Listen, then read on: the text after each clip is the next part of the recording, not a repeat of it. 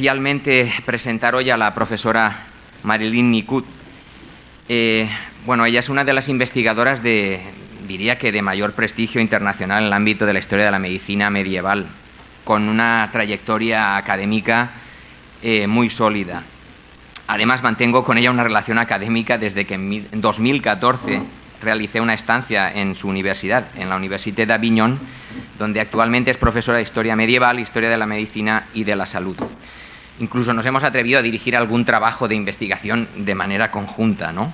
Y bueno, algún proyecto más que tenemos en ese sentido. Bueno, precisamente mi estancia en Aviñón tuvo como motivación e interés justo esto que va a presentar hoy, ¿no?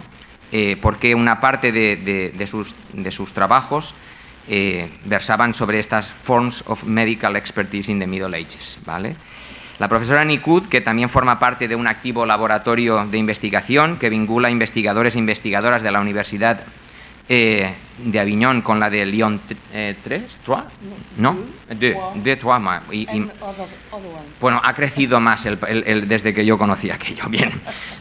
Ha organizado habitualmente encuentros científicos, algunos de los cuales debo decir que he sido invitado, y que recientemente en un caso se ha publicado un dossier en la revista Histoire, Medicina, Santé, que se titula Historicière l'expertise, l'autorité de l'expert dans les sociétés antiques et médiévales.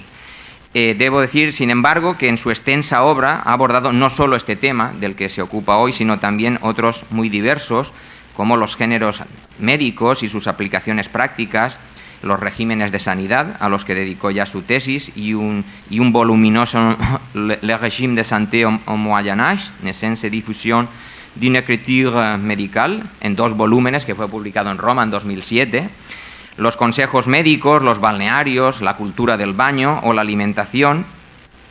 También quiero destacar su fabuloso Le Prince et la Médecine, Pensée culture médicale à Milán, publicado en Roma en 2013, que es un abordaje excepcional, muy completo sobre las prácticas médicas en la corte, ¿no?, milanesa. También recientemente ha editado un magnífico volumen junto a la profesora Laurence Moulinier-Broggie, Écriture médicale du cours et genre de la tradición antique à l'époque moderne, en Lyon 2019.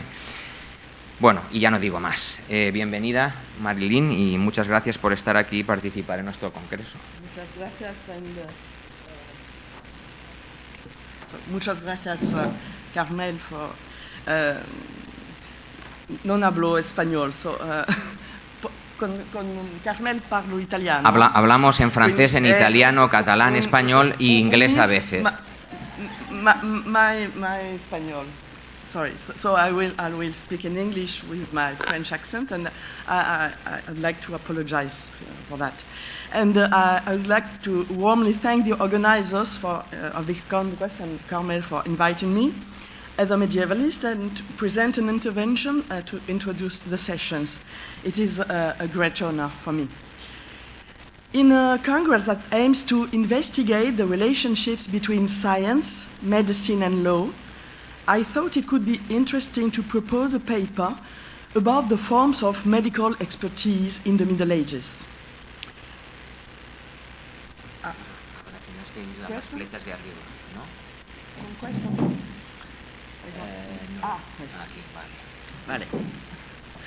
So, different reasons explain my choice. First of all, it is in a judicial context that we find the best known and most attested information of the existence of medical expertise in medieval societies. Based on legal treatises or documentation from medieval criminal courts, historians of medicine and law have demonstrated that the judges made frequently recourse to medicine and law, to the expertise of doctors and surgeons, and that this way, in a way, institutionalized. This is particularly evident from the 13th century onwards in the Mediterranean countries, where Roman law, recently rediscovered, was applied. But can we call all these situations real expertise and these practitioners as experts? If I use the current definition, the answer is probably no. expertise is considered to be based on scientific or technical knowledge, it reveals a capacity for judgment based on rationality. The expertise, for his part, must be objective and must result from an independent judgment. In the many works of historians and sociologists who studied the history of professions and expertise, the 19th century is generally considered the moment of its emergence. From the 19th century onwards, with the development of scientific medicine, the word expertise became part of the vocabulary. This is the moment when medical expertise becomes the necessary complement to many investigations. Those carried out by the justice system concerning the responsibility of individuals, police investigations, and more broadly, major health surveys related to epidemics, to the living conditions of populations, or even to social status, such as investigations into prostitution. So the 19th century is an important moment for the visibility of expertise, particularly medical expertise in public action. But expertise is not only considered as an evaluation or judgment based on scientific or technical skills. It is also part of a regulated and regular practices carried out in the service of an administration, of a jurisdiction, and more broadly of the state. The expertise is institutionalized and often recurrent. As Eric Osh wrote, the modern state generates, consumes, and produces expertise. This rising of expertise is also connected with the affirmation of professions, which is based on three fundamental principles: the construction of their autonomy, their capacity to govern themselves, and the monopoly of exercise or practice. The progressive regulation of different activities in the field of law, science, and medicine allows different actors, lawyers, engineers, and doctors, to be involved in different types of proceedings in order to make a decision, to legitimize the intervention of the state, but also to help the population to accept new forms of state interventions. Obviously, all these conditions were not met in medieval times. Even if formalized medical knowledge developed in the universities, and if the public authority thought to regulate the care professions, at least in Mediterranean areas. But it is less this current definition that encouraged me to evoke the Middle Ages than what might be called a crisis of expertise. And you have different books about this aspect. For many years, we have witnessed a proliferation of experts and expertise, both in the context of public policies and non-governmental organizations. Few fields seem to escape the need for expertise. But precisely, profession creates doubt. It undermines the definition of the expert as a professional, holder of specific and recognized knowledge. The expert, moreover, no longer corresponds to a precise social or socio-professional category like lawyers, engineers, or doctors. His vast field of intervention corresponds to a great diversity of situations that cannot be reduced to a single model. Institutions, professions, and academic circles from which he drew illegitimacy have changed, and the self-proclaimed experts are numerous. These questions have also been revived by various scandals, particularly health scandals in the 1990s. They have led to a crisis in the expertise and authority of the experts.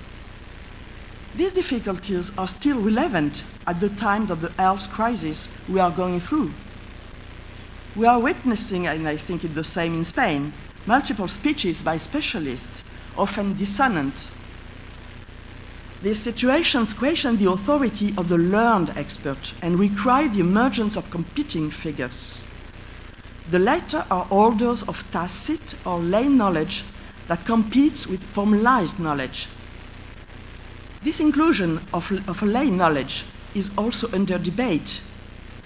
Based on personal or at least empirical experience, it can be enriched with the information provided in the internet. It is used by groups of patients or victims who in the field of health or risk challenge or even contradict learned knowledge.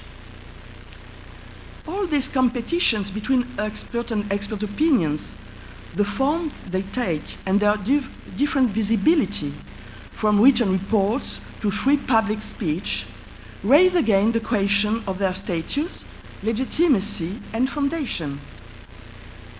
They question the procedure implemented or the circumstances in which experts are called upon. They show how these concepts are shifting. They are unstable and are the result of specific contexts. Paradoxically, because of the lability of its definition and its outlines, the contemporary crisis of expertise is not unrelated to what historians observe for pre-modern societies. Some even reject the notion of expertise because it prevents taking into account what they call common knowledge. That's the way of thinking of Andrew Mendelssohn and Anne-Marie Kinselbach. That's to say, this common knowledge is a collective sharing of empirical knowledge that brings together in the same practices the orders of lay experiences and the orders of more specialized knowledge. While today the notions of expert and expertise are sometimes blurred, a historical approach which would highlight the diversity of devices, vocabularies, and procedures seems to have a heuristic value. Of course, it will not be a question of attributing an ancient origin to contemporary practices, but studying medieval forms of expertise in their configurations. In recent years, medievalists have highlighted a wide variety of situations of doubt in which the opinion of a third party is sought, or advice or expertise. This social practice is attested in different fields and activities: justice, economics, politics, architecture, or even theology. It concerns both university and non-university knowledge, technical, practical, and intellectual knowledge. This diversity reflects an almost unlimited extension of the field in which the notion of advice, expertise, and experts are invoked by historians, but also the extreme vagueness of the definitions covered by these terms. This diversity is also reflected in the sources that do not use a single word to name this specific action. On the contrary, we find different words to describe the opinion asked to a third party: advice, examination, investigation, report, judgment. We also find the word expertise in French, which means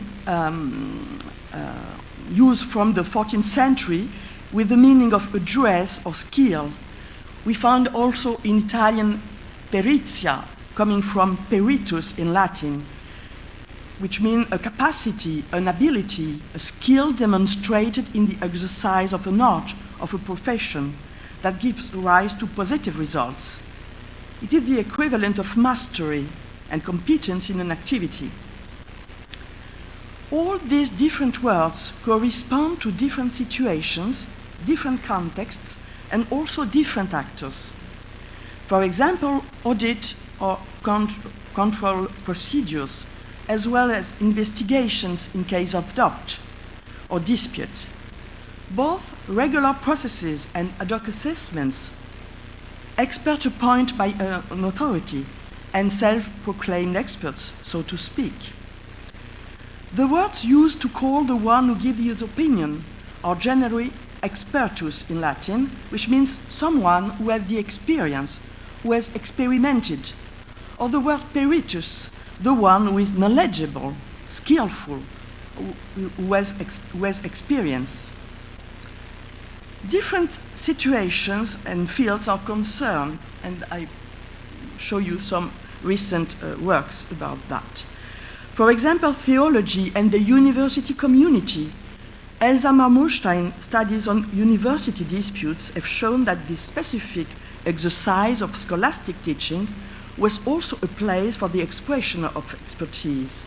By dealing with topics that concern the nature of power, the question of responsibilities, or the norms of social life, the Parisian masters in particular thought to offer an authoritative opinion on very different subjects and claimed the monopoly of intellectual tools. In the field of economics and trade community, Claude Danjean, Laurent Feller, and Ana Rodriguez have recently published 2 volumes on the value of things. They highlight the role of expertise in the economy as an instrument used to evaluate objects, set prices, or establish production standards. In the field of politics and justice, Mario Ascheri's studies underline the importance of consulting expert jurists in legitimizing the judge's sentence. In communal Italy, the judgment was based on the concilium peritis. This was not just an opinion.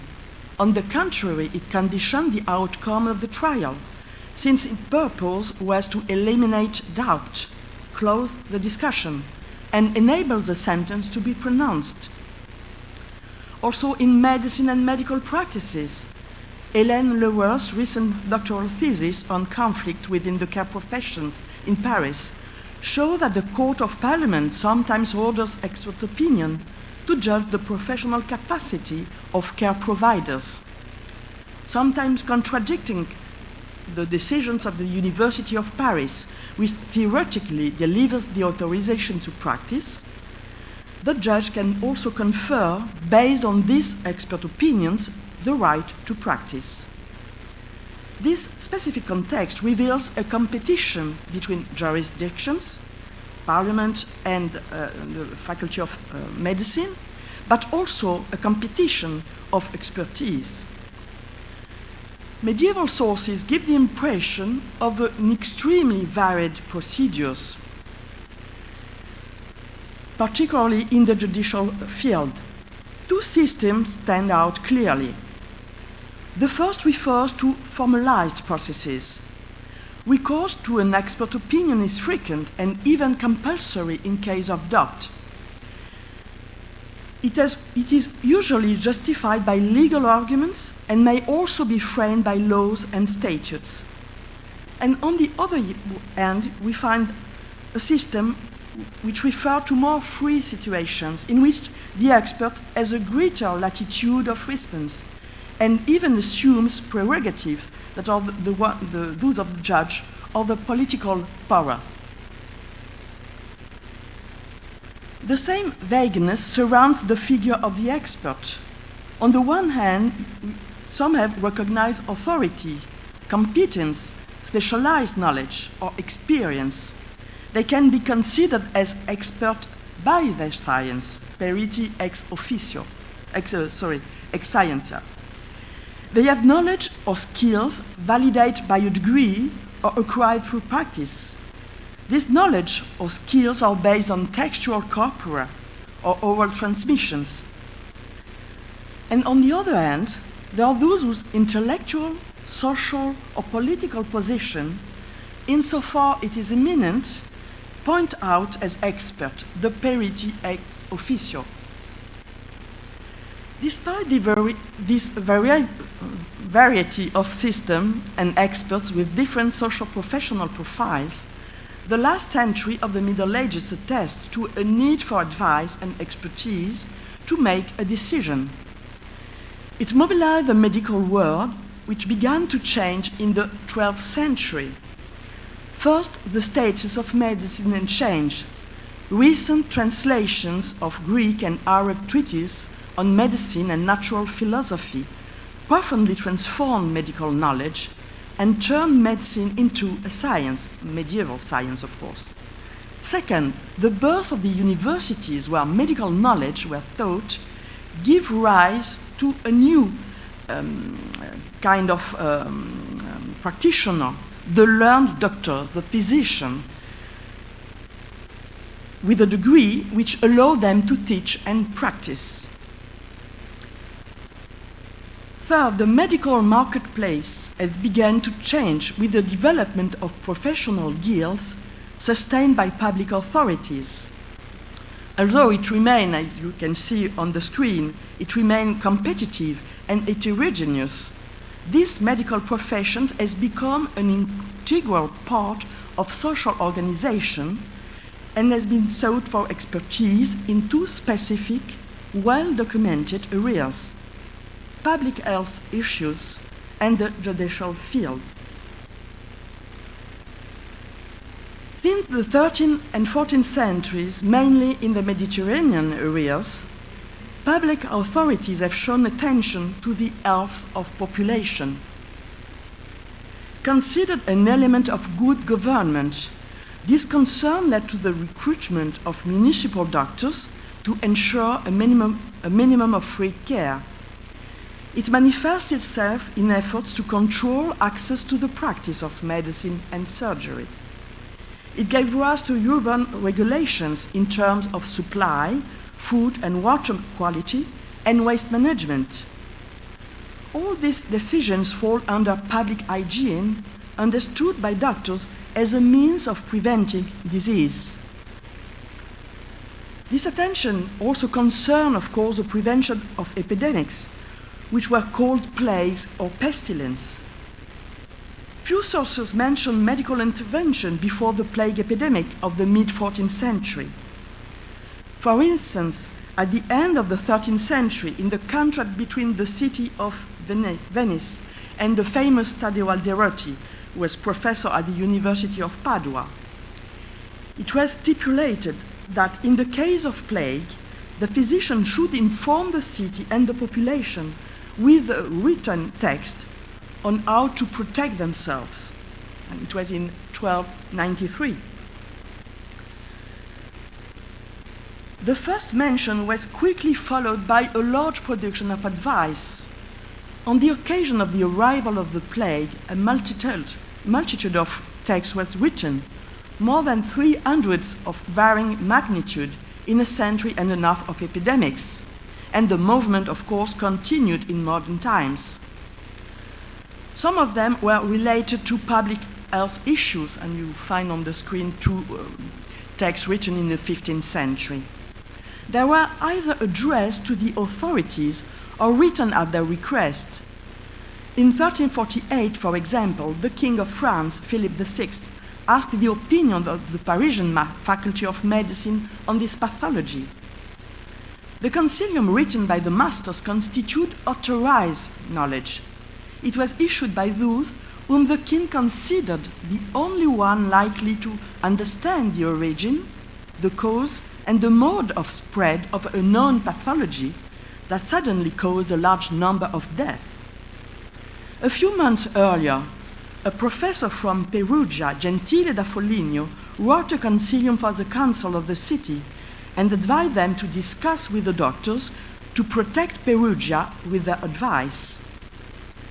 More or less at the same time, in April 1348, Jaume d'Agramunt addressed a long treatise written in Catalan to the Council of Lerida. Acting, he said, for the common good and to return to the city the benefits he received, he asked the council to distribute his text to the people. Other examples can be mentioned for the 14th and 15th centuries, which testify to these connections between doctors and public authorities. Although only one manuscript, if I do not mistake, of Jaume d'Agramunt text remains, a sign that it was probably not widely distributed. There are numerous copies of the text written by the University of Paris, as you can see on the left of the screen. Numerous copies and vulgar versions too. Alongside the reasons usually given by the Church to explain a sudden and general epidemic, namely the wrath of God, the doctors proposed a set of rational factors from the most remote to the closest. Considering that the disease was caused by putrefied hair and that it was spread by breathing and contact, in a broad sense of the word contagion, they proposed an etiology and prophylactic measures that echo the measures taken by the authorities. Fragrant fires in the street, cleaning the house of plague victims, decision to burn their belongings, isolation of the sick, sanitary cordons, rapid burial of the dead people, but also prohibition of ringing bells. All these measures drew some parallel with medical recommendations. Contrary to what has often been written, these situations show some proximity between medical knowledge and health decisions. They highlight the weight of the public voice of practitioners in decision-making. Whether they set themselves up as experts, maybe I go back, so you meant that. They highlight the weight of public voice of practitioners in decision-making, whether they set themselves up as experts on their initiative when they wrote a text, for example, or whether the public authorities solicited them and employed them as plague physicians or plague surgeons. They expressed a point of view based on scholarly literature, but also on the experience of illness.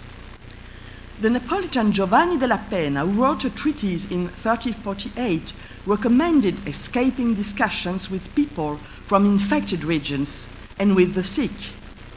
Meetings where suspicion is in his eyes and must be avoided. Gentile recommended avoiding conversations and places where many people stood together, but also closing the city to people coming from contaminated areas. All the authors advised to drive away sadness and stay in a good mood, otherwise the body would become apt to contract the disease. Of course, not all decisions were made on medical expertise, and certainly not everywhere. It depended in particular on the weight of the medical profession in the cities and on the presence of a university. So in some cases, the involvement of physicians as specialists is better documented. In the Duchy of Milan in the 14th and 15th centuries, this involvement had different forms. Some professors at the University of Pavia and some court practitioners wrote treatises about the plague for the Duke of Lombardy. At least since 1399, those working in the city of Milan were obliged to report all cases that treated to the health office and provide the diagnosis of the pathology from which the sick person was suffering. Together with the doctor and surgeon employed by the health board, they identified new cases and provide their expertise based on the examination of individuals. It gave rise to an important documentation you can see on the screen. This letter and these registers written by the health office and on the basis of the diagnosis of the different practitioners in the city.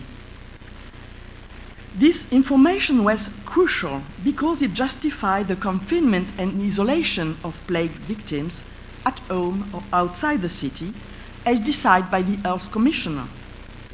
It also helped to understand the progress of the disease in the city and what the chief of the health board called the path of the contagion, Camino della Contagione. The reports of the doctors consent to reconstruct the progression of the disease from one individual to another, from one house to another, from one neighborhood to another. All these activities are documented by letters and registers, which provide daily lists. Every paper is for one day, and you have on the left the name of the parish, and on the right the name of the victim, with the diagnosis of the doctor, with the name of the doctor. So this dating list, parish by parish, with the doctor diagnosis. The diagnosis is called judgment, judicium. Of course, the case of Milan is exceptional and cannot be generalized. It reflects a form of medicalization that can be explained for different reasons. First, a university founded in 1361 and sustained by the political power. Second, the regular and numerous learned physicians at the service of the Duke and his family, generally more than 15 practitioners at the bedside of the family of the Duke. Third, a political power concerned with public health issues. The Milanese documentation testified to a certain precocity in the new measures taken against the plague. The sanitary cordons, the control of the mobility of people by the establishment of an administration, and the drafting of bulletin, as you can see on the screen, personal bulletin as we wrote them last year and the other years before. The establishment of quarantine, the place where plague victims were isolated, and the recruitment of additional practitioners to fight the epidemic. As illustrated by the surviving documentation, the court physicians also acted as advisors to the prince in the fight against the epidemics. Several letters like this one testify to the constitution of a kind of council of experts. It was composed of some court physicians, the College of Doctors of Pavia, and deputies in charge of supplies, and it took measures against the plague. The weight of learned medicine also appears in the statutes of the College of Doctors of several cities of the Duchy of Lombardy, written in the 14th and 15th centuries. They were written to protect people from errors and dangers caused by empirics, idiots, and fraudulent apothecaries. Their aim was to distinguish men of science and virtuosos from idiots. It was a priori impossible to practice medicine for anyone who was not a member of the college. Of course, this legislation probably does not reflect the reality of medical practice, and the therapeutic marketplace certainly remained competitive. But it does indicate the importance and political recognition of scholarly medicine. The Duchy of Milan, and in particular the city, is an exceptional case at the level of the Middle Ages, because of the documentation preserved, and no doubt also because of the degree of medical participation in decision-making. While the plague called into question the capacity of practitioners to cure a disease that they considered fatal, instead it mobilized them in another role, the role of experts that, thanks to their experience, were able to recognize and identify the signs of the disease on the bodies of the sick and the dead people.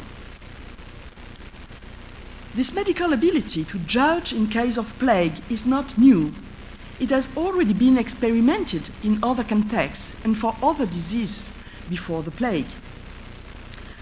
The belief in the contagious nature of leprosy, an endemic disease, led quite early to the isolation of patients, but also to the examination to determine whether or not they were ill. Priest has initially played the leading role in conducting and enacting the examination process and judgment. But Luc de Met's studies show that from the second half of the 13th century, their involvement was eclipsed by the extending power of learned physicians. The earlier documents which record the intervention of practitioners are Italian. You see on the screen 3 different examples coming from the public documentation in different cities of the center of Italy. Despite the diversity of vocabularies we find in these documents, opinion, judgment, advice, to call this expertise, these different situations suggest the growing position of practitioners. They rendered a service to a court, gave advice, and even delivered a judgment that led a decision. Their examination, which is called in Latin visitatio, produced a certificate. These physicians' rise to prominence is more defined in the context of emerging professional identities. They are defined in particular by regulated practices, the creation of guilds, and the drafting of statutes, and the definition of the condition of learning and practice.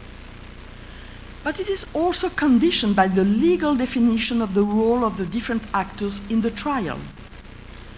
For instance, Marsilio of Padua, in its Defensor Pacis, it is a jurist, a famous jurist, written in 1324, pointed out that the priest had to decide when a person must be cut off from the company of the faithful, lest he should infect others.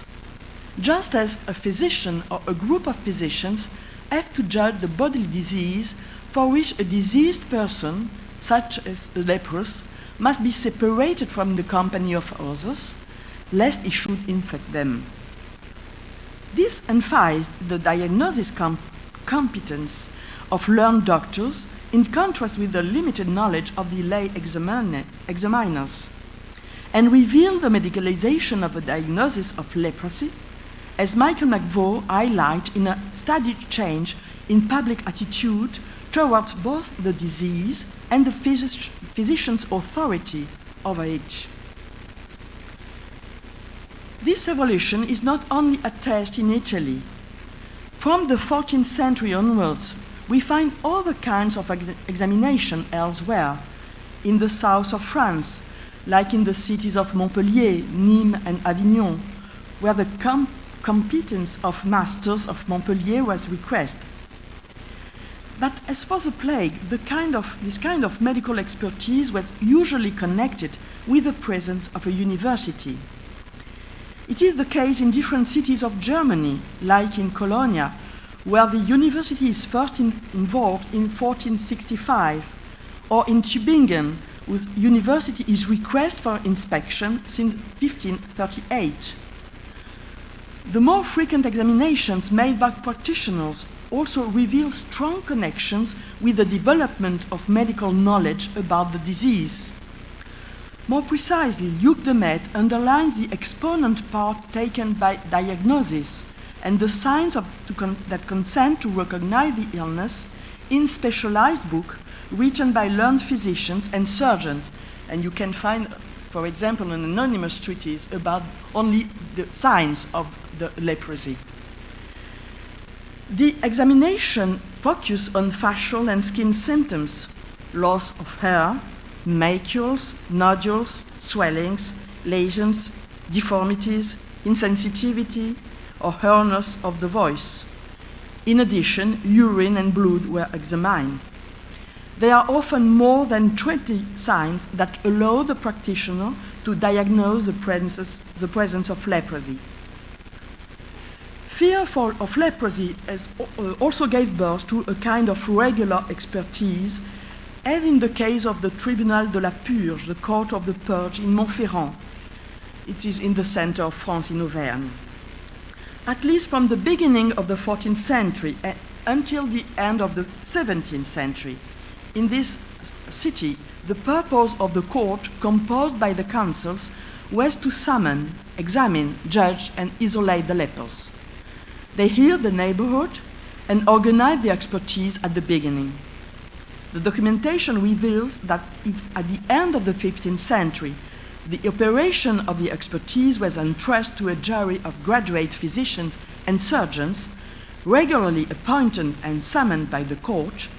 In the first decade of the 14th century, that at the beginning of the procedure, a part of the examiners had no medical qualifications. Of course, the physicians with a degree from Montpellier or Paris are quite far from Montferrand.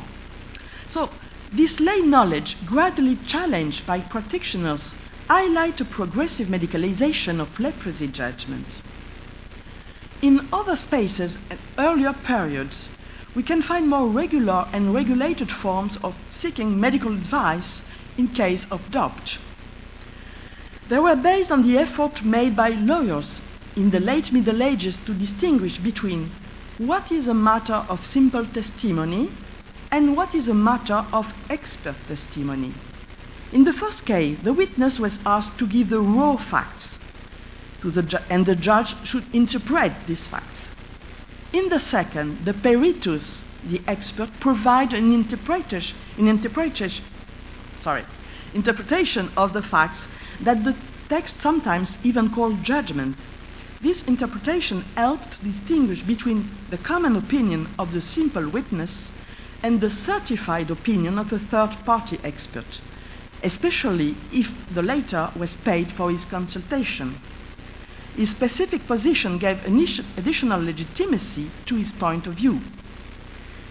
It is not uncommon to call doctors in canonization processes who were generally called to attest to the miraculous character of certain cure. On this picture, you find both the examination made by the doctors with the examine of the urines and the cure of the saint.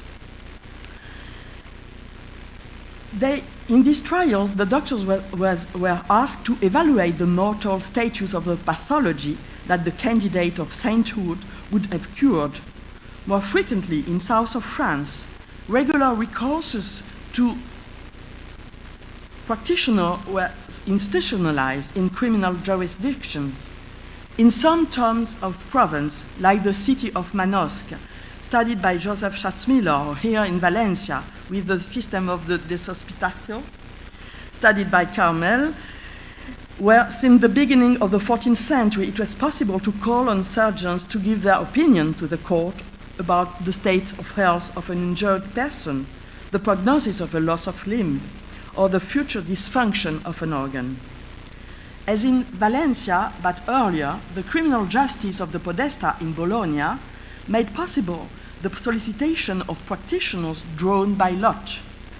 From the middle of the 13th century, this modality, which was a part of the inquisitorial procedure, allowed the judge, in case of doubt, to call upon them. The result of the examination is recorded in trial books, this kind of register you see. It is copied after the start of the trial. By reading the expert reports sent to the judge, we understand what the expertise was about and how it was binding for the practitioners. So on these pages, you have the beginning of a trial, and generally a blank is remained to give place to the report of the practitioners sent by the judge to examine the corpse of the victim. And you find there the report given and after registered in the book. These reports were indeed very standardized.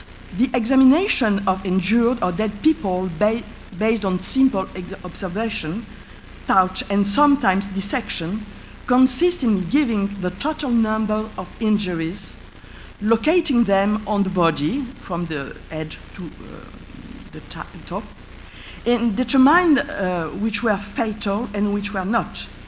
This report made it possible to assign the offense, simple blood and wound, or murder. This kind of forensic medicine before the time was formalized by different statutes of criminal justice written between 1265 and 1335.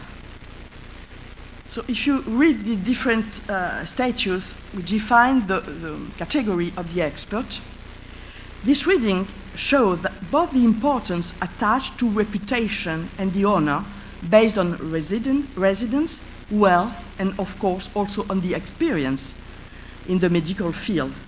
But there is no examination of competence, not academic title required to be solicited by justice. In the Bolognese situation, being an expert is not reserved only for learned doctors, and their field of intervention is strongly constrained by the expectations of justice. But what are these expectations? The judge is waiting for the truth, as some documents remind us. Practitioners have sworn to tell the truth and in good faith to report the fact without fraud. But do the periti always answer them? The question is expressed at two different levels. The first concerns the expectations of justice towards the expert who is chosen. The second concerns the expectations toward the medical expertise. In the first case, we have seen that the purpose of the regulations was to ensure the quality of the expert.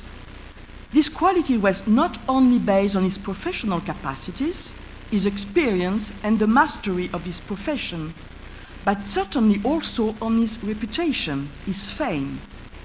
This reputation was not only based on his honor and honesty, but also on the success of his treatments. So, on the expert side, we can say that if the expert met the conditions required by the legal framework, and if he performed his office according to the rules of his art, his testimony given under oath should have been considered valid. This is what various medieval leges, such Yves de Chartres in the 12th century or Guillaume Durand in the 13th century, asserted. They declared that each expert must be believed in his field of science. The second aspect is more complicated. Can medical examination always tell the truth? Despite the ambitions of a scholastic knowledge that claims to be able to explain all natural phenomena, medieval physicians were aware of the limits of their science. It was also an art. The practitioner could be wrong. If his discipline was a science, it depends on the particular condition of his practice. If the theoretical basis of this science was certain for medieval physicians, the medieval reasoning on particular cases were conjectural because of a multitude of factors. Often unpredictable, particularities made the estimation uncertain. But it was precisely in specific case that his opinion was sought. These difficulties were even more important when medical advice played an important role in decision-making. It engaged a kind of medical responsibility that was not clearly defined as such, but is perceptible in medical texts and reports. This is particularly evident in the case of leprosy, which is very difficult to diagnose since it is a disease that develops slowly and whose signs can be misleading because they are common to other pathologies. And the consequences of medical judgment may be the social death of the patient. This may be the reason why, in studies of leprosy investigations, the historians have often found a large number of reports exonerating the suspect of leprosy, and above all, a large number of undecided reports. But this uncertainty is not limited to leprosy cases. In other contexts, as shown by Carmel Ferraghi in a recent paper, we sometimes find the same reservations. Either the doctors did not pronounce themselves, or they limited their judgment to what they could see and judge at the moment, when they do the observation, and not after they don't say the future. The physician was cautious and aware of the limits of his knowledge. He followed the advice of the medical literature in terms of expertise. To avoid errors, one has to be cautious when the facts are not certain. To limit the degree of uncertainty in medical judgment, two elements were often put forward, both by physicians and authorities. The first was not to seek the opinion of a single practitioner, but of several. The objective was to provide a collective judgment, unanimous and unique, based on the discussion between different physicians. This medical collatio, the name given to this discussion at the bedside, was reflected in the collective expert opinions requested by the courts, written unanimity on a single paper. The second element that aimed to limit uncertainty was to call upon experienced doctors. Experience in the eyes of late medieval physicians could help build more certain knowledge about sensitive facts. This experience acquired in particular facts was recommended by the medical literature. It is similar to the way the authorities define a good expert. He is the one who is experienced and has a good reputation that he acquired by not making mistakes. The establishment of rules, particularly in the judicial context, which govern the use of expertise and the reflections of physicians, bore witness to the difficulties in establishing certain judgment and attempt to reduce this uncertainty. However, the variety of situations, procedures, and expert figures also testify to the extreme liability of what was meant by expertise. While in some contexts the weight of scholarly medicine was asserted, this was not the case everywhere. While in the light of current debates, the authority of the experts seemed debatable, even contestable, historical perspectives offer stimulating reflections on specific situations of expertise. By allowing an off-center look at a concept and its label's use, one can wonder whether its specific characterizations in the 19th and 20th century was not rather an exception than the norm. And I thank you for your patience.